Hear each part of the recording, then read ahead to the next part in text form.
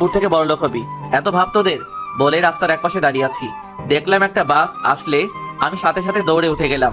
10 minute পরে ভার্সিটির সামনে নামলাম। রুটির দোকানে গিয়ে আগে 2 টাকা দিলাম, তারপরে ভার্সিটির ভিতরে গেলাম। গিয়ে দেখি সবাই লেখছে। পরীক্ষা 5 মিনিট আগে শুরু হয়ে গেছে। আমি ভিতরে গেলাম স্যার বলে। তুমি আসতে এত দেরি করলে কেন? আদিবার দিকে একটু আর চোখে তাকালাম আর বললাম, বাস সময় মতো পাই নাই। ও, কাল থেকে একটু আগে বের হবা, তাহলে বাস পাবে। আমি বললাম জি স্যার বলে লিখতে থাকলাম। শুধু ফারুক স্যার আমার সাথে সুন্দর করে কথা বলে, আর বাকি সব স্যারের একটা চিন্তা করে আমি কি করে এই ভার্সিটিতে ভর্তি হলাম। যাই হোক, আগে পরীক্ষা দিতে হবে। আর কথা না বাড়াই, আমার হাতে সময় আছে 2 ঘন্টা।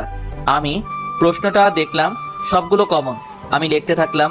অনেকক্ষণ লেখার পরে হঠাৎ মনে হলো কেউ আমাকে কলম দিয়ে খোঁচা দিছে। দেখলাম আদিবা। হাই, আমি আদিবা। আমি কিছু না বলে চুপচাপ করে লিখতে থাকলাম।